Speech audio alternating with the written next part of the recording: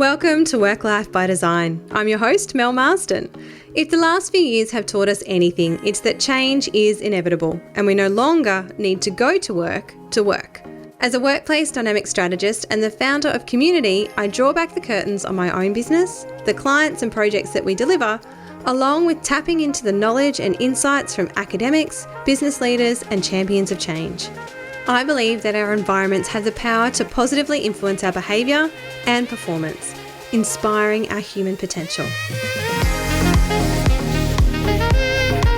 This program was made possible with the support from the Alistair Swain Foundation. To find out more, go to alistairswainfoundation.org.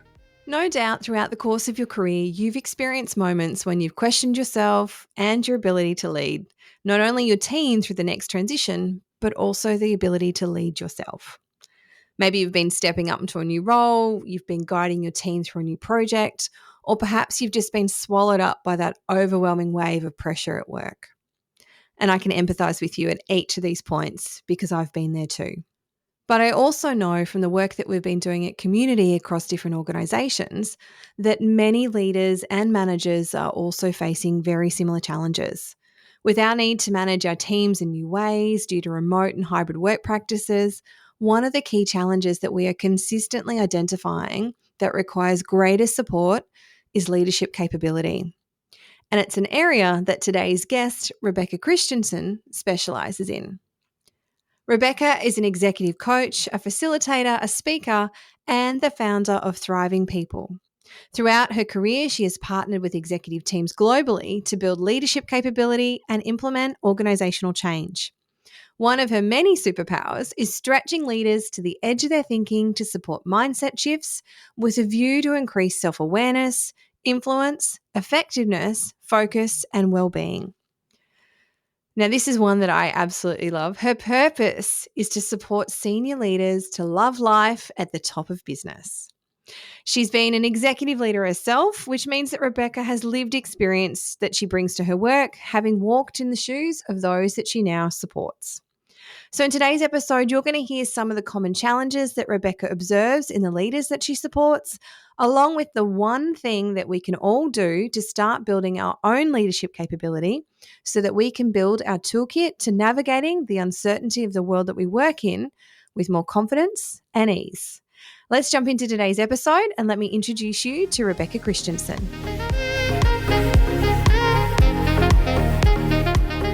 Welcome back to another episode of Work Life by Design. Now today I am joined by the lovely Rebecca Christianson, who is the founder and director of Thriving People. Welcome to the podcast. Join me today, Rebecca.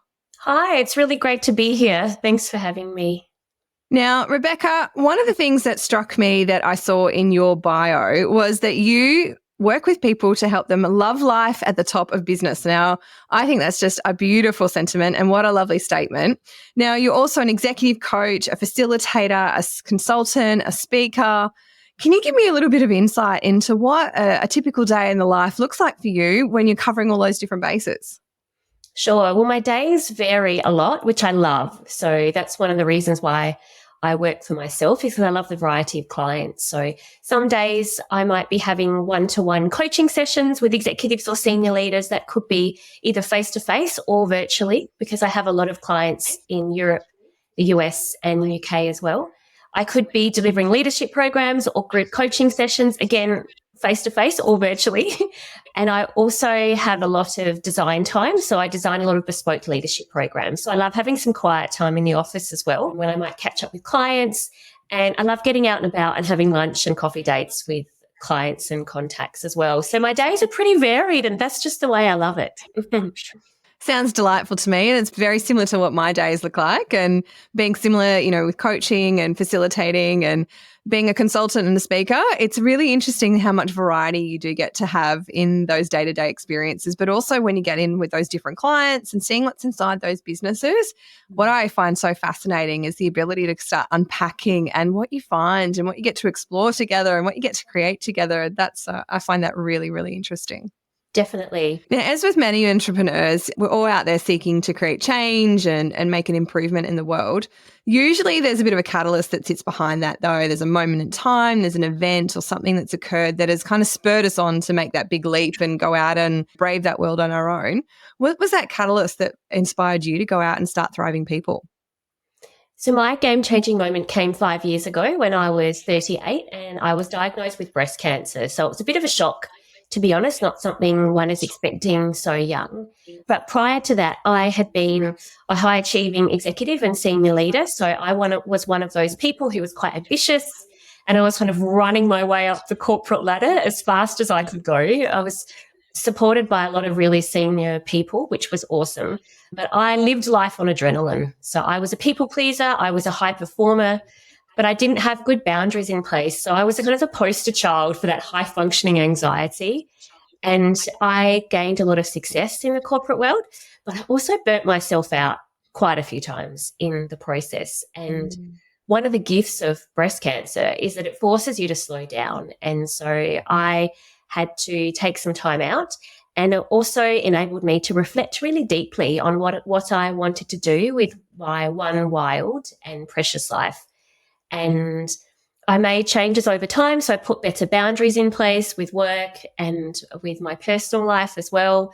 I tried to reduce my people pleasing. I prioritized myself, and kind of in the background, my partner and a friend had been saying, you should set up your own business. You'd be a great coach and consultant, because I lived and worked in London a long time. I've worked for global businesses, European multinationals and Australian. And they said, you worked across so many sectors, you should do that. But I always thought I should be older.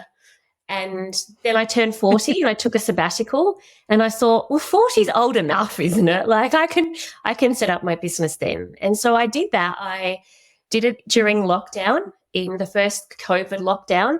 And the rest is history. It's the best decision I've ever made. What an incredible story to come out of something that is actually, really quite sad and quite tragic for you that's occurred. But to make such a silver lining out of it, that's an incredible thing. And I can really resonate with you on that, climbing that corporate ladder at a very young age and kind of just living on that adrenaline and that burnout that comes with it. Like, very similar story myself, couldn't take on the next role quick enough and really wanted to get to the top as fast as I could.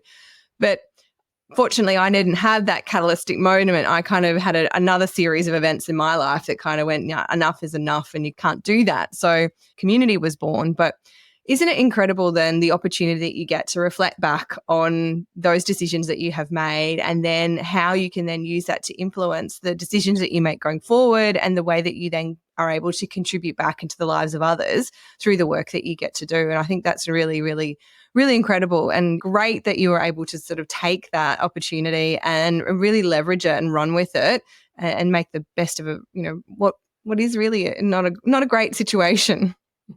Yeah, it definitely wasn't ideal, but I just think we can learn so much from adversity.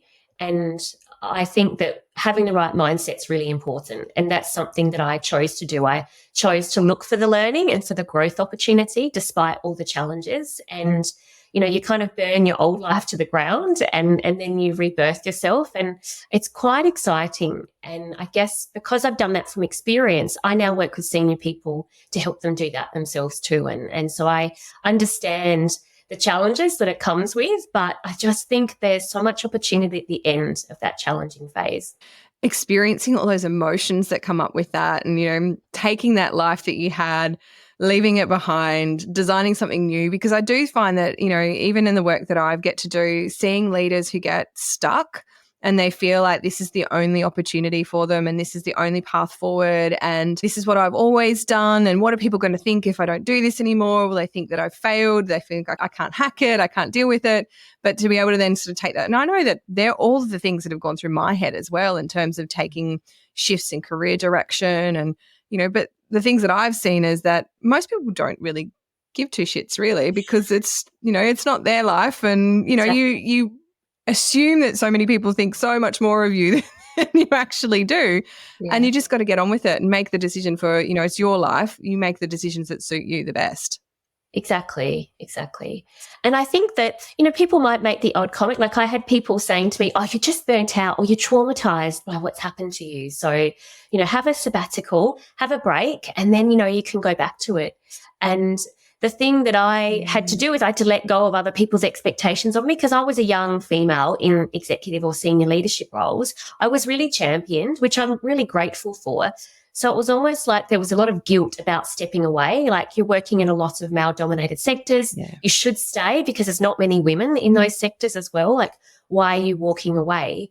But for me, corporate life was so consuming and I just couldn't focus on my fascination with building future leaders. And that was what I wanted to focus on because I was part of the new leadership paradigm. I was a woman in her 30s who had a very different leadership style to a lot of the people around me who were often older men. Yes. And I was a part of the change, but I felt like I was swimming against the tide in my corporate roles and I wanted to be a part of this bigger picture change, but I felt trapped doing it in one organisation and I wanted to help lots of other women and men support this new paradigm of leadership. And I knew that if I was working for one organisation, I just couldn't continue to do that. I wanted to support lots of systems to change. Yeah, and having that diversity of experience across all of those people as well. And no doubt that means that you get to work with a lot of different leaders and a lot of different executives, but are there any similar challenges or some common themes that you see that are arising from when you're working with these particular leaders?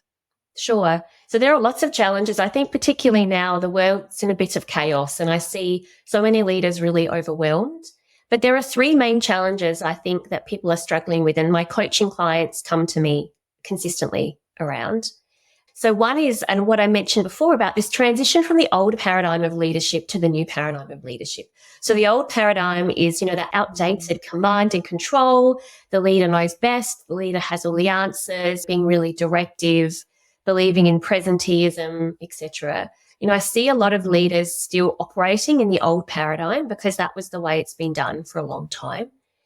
And yet I see this wave of other leaders, myself, and there's been a lot more diversity of people who are in leadership positions, particularly in the last 5-10 years. And I believe we're just bringing this wave of change where we're focusing on employee experience, we're being vulnerable, we're being empathetic with our teams, we're coaching, we're empowering, and we're seeing our people as human, not just resources. So we feel fundamentally responsible for our team's well-being and, how we can look after them and help them be their best at work.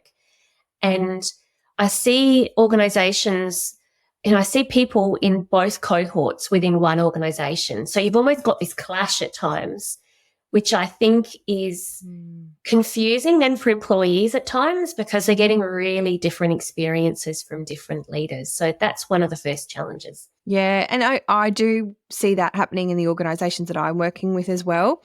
So when we're going in and we're looking to transition, into a new way of working or even starting out by trying to understand how the organisation is operating at the ground level, there is these challenges because leaders are expected to be managing and leading in a completely different way to what they're used to. And some of the challenges that I'm seeing are they don't have the toolkit to be able to manage a distributed or a remote workforce. And so there's real challenges there, as you said, about presenteeism and how do I do this? And some of these leaders were probably struggling as it was when they were in the office. Yes. And now they've got to manage these people who they can't see in a completely different way with, new layers of flexibility. And I need to be able to manage the expectations of what the business needs from me. And I need to manage the expectations of what my team needs from me and then them all individually. What are you seeing as some of those shifts in the work that you're doing with these leaders? Are you seeing something similar? Are they having these similar challenges? And what are they doing to try and build that leadership capability? Because that is a real big challenge for many, many leaders. I mean, their heart's in the right place. They're trying to do this. They just don't have they don't have the toolkit to be able to make that happen. Yeah, it's true. And I think a lot of organisations are really understanding the importance of investing in building leadership capability, and that's a big part of my work. So I design and deliver bespoke leadership programs. So I use employee experience principles to co-design. So everything I deliver is tailored to that cohort of leaders. And it's great to get them involved in, what do they need to set them up for success for the future? What are they really struggling with? And I think creating that safe space for people to share what they're really struggling with and to be vulnerable, to say, look, I'm not coping, and these are the things that I'm finding hard. Because I think there's so much pretending at the top. Like there's so much, it's lonely being a senior leader as well. And there's all this pretending. Everyone, is behaving like they're coping really well. But I deliver leadership programs and I do a lot of one-to-one coaching as well with leaders across the world. And I know that everyone, has struggles. And I think the more we can normalize that things aren't always easy, but we need to take the time to pause and step away. And so one of the other biggest mindset shifts or the challenges I see people have is they're acting on autopilot. So it's like Groundhog Day. They just, wake up and they have the same cognitive and behavioral patterns every day, and they're busy and they're achieving and they're doing, and they're not pressing pause regularly to reflect. And when we don't press pause, we don't update our strategies, our ways of seeing the world. And so we just get stuck in this cyclical, unhelpful pattern. And coaching or leadership programs provide a great opportunity to stop. And I know leaders say, I'm too busy, Beck. I'm too busy to attend leadership sessions. But actually, I think when you're too busy, you need to make the time to work out how you navigate as a leader now. Yeah, and I think that's a great advice, because I think often when I know that I'm feeling stretched, overwhelmed, too busy, that is the exact time that I need to be taking a step back and reassessing, what am I doing? What am I doing that I shouldn't be doing? What should nobody actually be doing? What are we doing for the sake of doing it because that's what we've always done? And like you said, having that strategic thinking going forward, you're going to continue to just spin those wheels unless you've got that bigger vision and that bigger plan. And that does take a time to, step back and have that self-reflection that comes with it. Within that toolkit that we're talking about here and building that leadership capability, what are some of the elements that, leaders will be looking for to build out that leadership toolkit for them going forward? So a lot of it is, I think particularly in the new wave that we're seeing, is around the confidence to be themselves as a leader. And so a lot of people feel like they're swimming against the tide from the organisation perspective because they want to be their authentic self, but they feel like they need to bring their corporate facade. And so I think senior people spend a lot of time pretending that they're someone that they're not. And so I think one of the parts of the toolkit is actually being really clear on their own values and the type of leader they want to be known for. And so that inner self-reflection, that self-awareness about what type of leader do I want to be? And then how are other people experiencing me right now? And what's the gap between who I want to be and other people's feedback around me? Because I think it's really easy to make other people wrong. They misunderstood me, or I'm really stressed. And I don't think we always take the time again to reflect and know ourselves as leaders. And that self-awareness is, like, for me, the foundational tool that you need in your toolkit as a leader. Yeah, I couldn't agree with you more. I think that is a very strong foundation that we all need, because without that self-awareness and that ability to do that self-reflection, we're never really understanding what our impact and our ripple is like on those around us. We can't then take the steps of action to improve it. We don't have a strong sense of who we want to be. And, this is exactly why I built my Live a Life by Design program, for exactly these same reasons, because I spent 10 years figuring out who I was, who I wanted to be, why I was acting the way I was, where I was going. And one of those things that I found in those ground principles that I was really struggling with was I didn't have a strong sense of what my values were. And so therefore I was being constantly influenced by people who were influential around me on what my values should be. Yeah. And every time I felt this pang of, this doesn't quite feel right, or, nothing was kind of gelling for me, I couldn't actually put my finger on why I was feeling that way until a few years later, when I realized that it was because the things that I was doing were out of alignment with my own value set. And so once I knew what they were, then I had a really strong sort of moral compass and a set of ethics, I suppose, that enabled me to operate in a way that was true to me. Yeah. And that's not to say that what they were doing was wrong or unethical in any way. It was just that wasn't sitting well with me. It wasn't a way that I wanted to operate, and it wasn't a way that I wanted to live my life. And so having that ability then to have that really strong foundation has set me up for so much further success, because I could really then determine, what am I going to say yes to and what am I going to pass on? Yeah, exactly. What do our workplaces look like when we no longer need to go to work? As organisations navigate a new frontier, struggling to work out what's next in today's hybrid and distributed world, How can we leverage one of our greatest assets, our workplace? My book, The Next Workplace, Designing Dynamic Environments that Inspire Human Potential, will show you how to leverage your workplace to attract and retain talent, increase employee engagement, and elevate employee experience, plus deliver bottom-line returns on your investment. The Next Workplace is the ultimate playbook. It will inspire your thinking, show you how to unlock the data in your business, provide you with the resources to build your business case with confidence, and reveal the proven frameworks and practical tools to align, enable, and inspire the human potential within your organisation.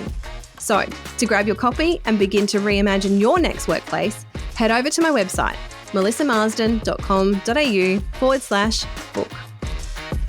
I don't know if you've heard of Robert Keegan, but he's a psychologist and he did a lot of beautiful research that talks about, his research is around constructive development theory. So it's the 5 stages of adult development.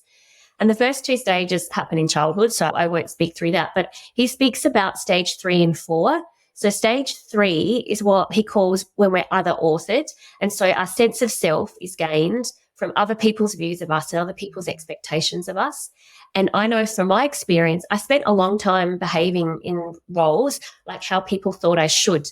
And I had some really unhelpful internal narratives about what a good leader should be based on what I was seeing around me. And because I was a minority as a senior woman and I felt different, I wasn't always congruent. And so I spent a lot of time untangling myself from other people's views of me and trying to form my view of me.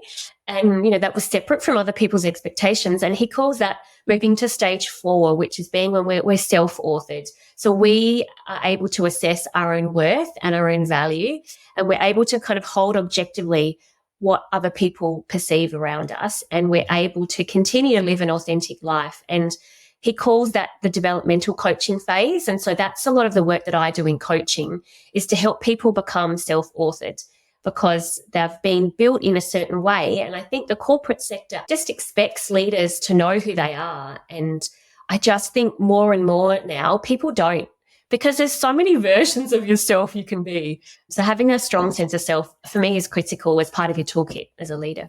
And I think it's really interesting that you say, I love that concept of being self-authored, authored and other-authored. That makes so much sense, and it's such a simple way of looking at it. Yeah. But like you just said then, we bring people in and we build them into these leadership positions. And similarly myself, I was in my first leadership position at 27.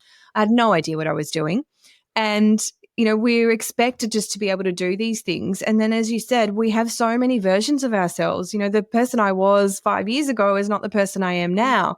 And, that's only a short period of time, let alone all of the other iterations of me from when I was 27 to now, and having that ability to support them. And it is something that I see, in my own career, it is something that I have felt was missing. And once I went out on my own and, funded my own way through coaching, and I've always had a coach the entire time that I have run this business over the last 10 years. And I have seen such huge developments and leaps in my own personal progress, and, not necessarily as a business acumen. Yes, that has grown, but most strongly as my own personal development and my ability to show up as myself and then to be my authentic self at work and to lead in a way that is authentic to me. And, those are all very different things that we need to learn. And it's such a shame that many organizations don't invest that into their people, because the return on that investment is so great for the individual, but also for the organization. Absolutely. Absolutely. Because when we're being a version that isn't us, we're pretending, and that's tiring. So we end up wasting so much cognitive energy. I know I used to. Would get stuck in my head and ruminate about what I think I should do, what would other people expect of me. And that energy could be, used towards my team or, supporting organizational deliverables. But, I was caught up kind of worrying at times and ruminating about what other people thought of me. So I agree. It has huge benefit. And I'm seeing organizations understand this more and more. And so investing in whether it's leadership development programs, but ones that are really focused around building a strong sense of self and not creating kind of corporate robots, but actually helping people find and use their own strengths. And that will really support organizational growth and performance. It's the right thing to do, but there are business benefits to it too, as you said. Yeah. And are you finding that many of the people that you're coaching or the leadership programs that you're doing, are they organizational funded or are they individual funded? Like who's actually taking that first step to engage you? Sure. So a lot of organisations I work with have engaged me to design, said, bespoke leadership programs. So the organisation's paying for that. And they also do fund, I coach a lot of CEs and execs where the organisation wants to invest in them. But I'm seeing more in the last 18 months, more people fund coaching themselves. And so I have a lot of clients, senior clients. I'd probably say half are funded personally now and half are funded by the organisation. And I have a Women Who Thrive, which is a group coaching program, and that's funded through organisations, and it's an open program, so it sends women from lots of different sectors. And I'm finding organisations are wanting that sector diversity too, just to help senior people, women in this case, just learn from other people in different sectors to diverse their thinking. So it's a bit of a mix of both. And it's interesting to hear that, you've still got that leadership piece that's coming from the organisation, but there's individuals who are wanting to invest in themselves in this way because they're seeing the benefits. And I suppose one of the things that I'd be curious to understand is that we talked about mindset and your own particular challenges, getting over that adversity. It does take a very strong mindset to be able to take that situation and see that silver lining and to move forward. What are some of the common mindset barriers that you're observing within the leaders that you're coaching, and what is the impact that's having on them? What's it having on their careers? And how is it also impacting the people that they're leading? Yeah. I guess for context, it might help if I explain the three different groups of senior people that I coach. So I typically coach one group are those who are transitioning into a bigger, more complex role. So maybe it's their first senior leadership position, their first exec, their first CE gig. So that's one group. The second group are those wanting to develop a stronger sense of self. So they're often people that have low self-efficacy, they're people pleasers, they don't have good boundaries, and they're really struggling to be able to work out kind of who their authentic self is and how they show up. And the third group are those who want to redesign their working world. So often they are burnt out, fed up, deeply unhappy, exhausted. They want to make a change in their life, but they just don't know how. So each of those groups will have different kind of barriers and mindset shifts. Shall I speak through some of the barriers for each of those three groups? Would that be helpful? Yeah, I'd love to hear some more about that. Yeah, that'd be great. Yeah. Okay. So if we think about those that are stepping up into a new senior or more complex position, I see kind of three common mistakes that people make. And I think this indicates where their mindset is at. So the first one is they think that the leadership behaviors and thinking that got them to win this new position will continue to be the foundation for their future success. And so they don't let go of old ways of thinking and behaving. They kind of operate in the same way, and they therefore struggle to transition up the leadership pipeline to the next level. The second common risk in this area is when people come into a new role, they're focused a lot around the what and not the how.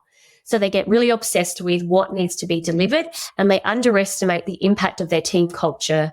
They perhaps don't take the time to get to know their teams, and they struggle to understand how the capability of the team impacts the deliverables.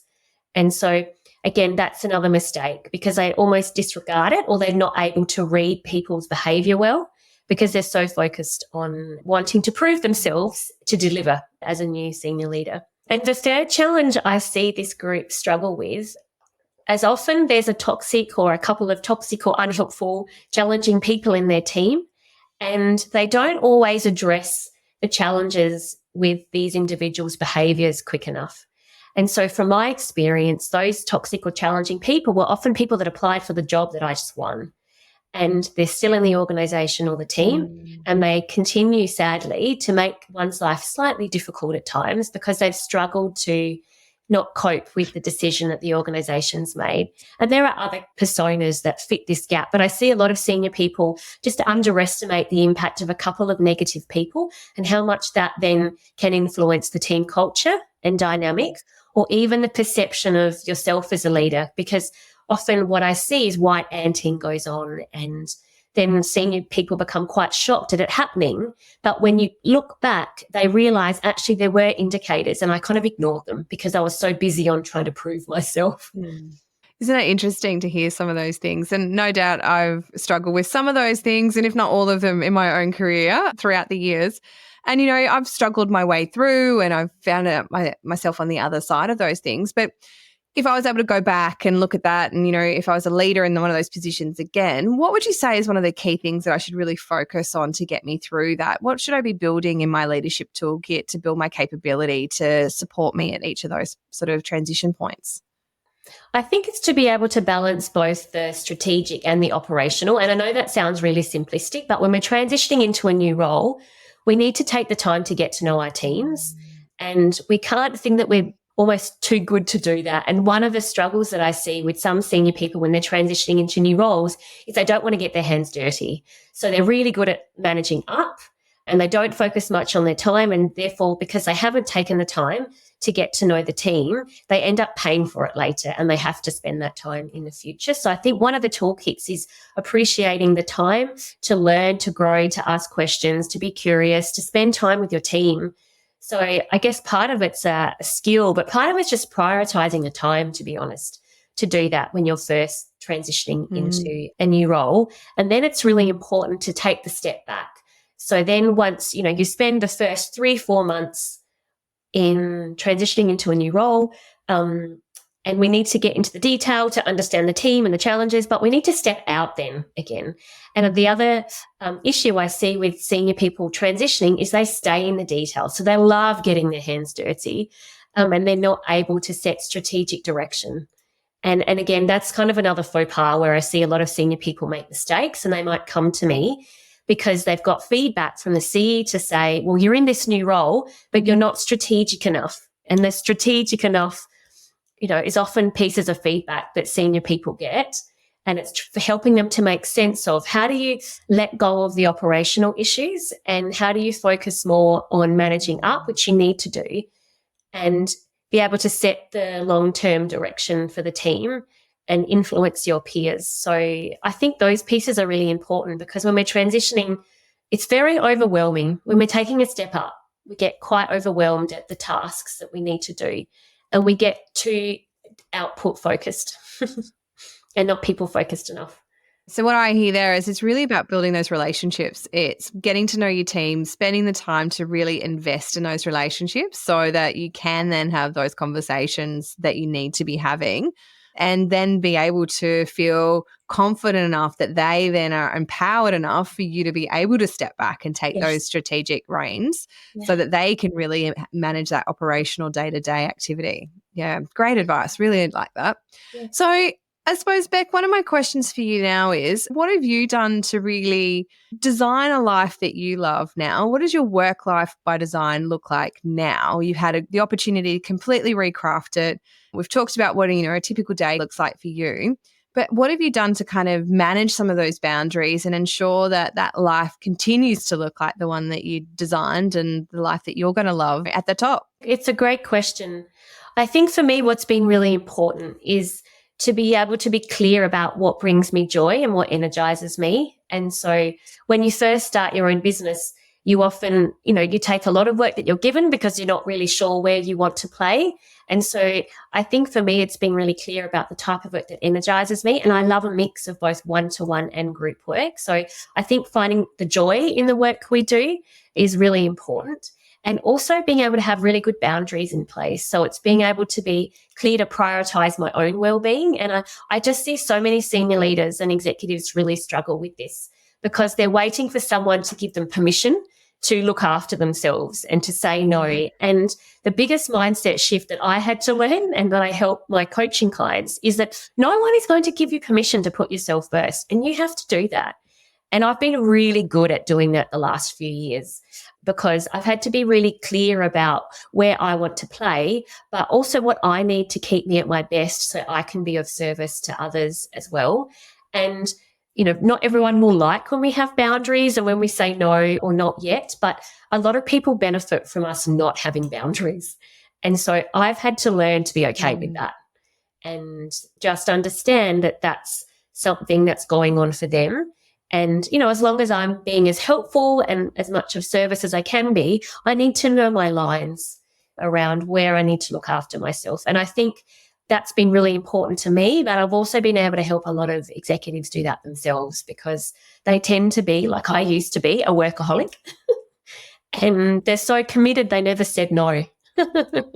Yeah, and those boundaries are really important. And like you said, no one is going to give you that permission, but unless you are taking care of yourself and putting your own oxygen mask on first, then you're not really going to be of great assistance to other people. And I think we all forget that because we get so stuck in the doing. We forget to take that moment and that breath. But I think that's a really important reminder for us all. So look, thank you so much for joining me today, Beck. I really appreciate it. Now, if people want to reach out to you, they're interested in finding out more about the coaching or the group coaching or getting you in to facilitate some sessions or speaking at one of their conferences, what's the best way for them to get in touch with you? So you can look me up on LinkedIn, so Rebecca Christianson, or email me at rebecca@thrivingpeopleconsulting.com, and thrivingpeopleconsulting.com is my website. But I would love to hear from people. I've got a new group coaching program called Women Who Thrive, which kicks off in November. So I've got a current cohort, but a new cohort, which is an open program for senior female leaders. So I would love to hear from organisations. But thank you so much for your time, Mel. It's been a real pleasure. Thank you. No, it's been wonderful having you. And I've checked out the Women Who Thrive program and it looks really interesting. So if you are a female executive leader and you're interested in working with Beck, it's probably a great first step. So thanks so much for joining us today, Beck. I really appreciate it and look forward to chatting with you more. Great. Thanks again. Cheers.